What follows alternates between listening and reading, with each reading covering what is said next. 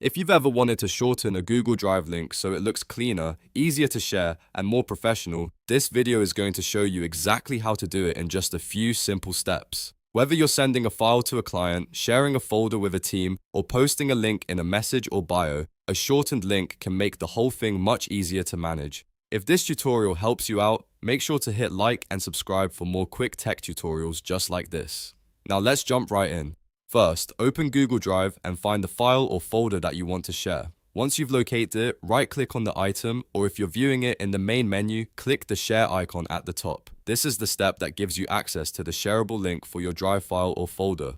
After that, click Copy Link. At this point, you now have the full Google Drive link saved to your clipboard. Next, you need to open a link shortener. There are a few popular options you can use for this, including Bitly and TinyURL. These websites are designed to take a long link and turn it into a much shorter one that's easier to share. So open your browser, go to one of those services, and look for the box where you can paste your link. Now paste your Google Drive link into the shortener. Once the link is in the box, click the button that says Shorten, Create Link, or something similar, depending on the website you chose. The tool will process your Drive link and generate a new shortened version for you. This usually only takes a few seconds. After the short link is created, copy the new URL. This is the link you can now send to other people, post in chats, or place anywhere you need a cleaner version of your Google Drive link. Just remember that the shortened link still points to the original Drive file or folder, so make sure your sharing permissions are set correctly in Google Drive before sending it out.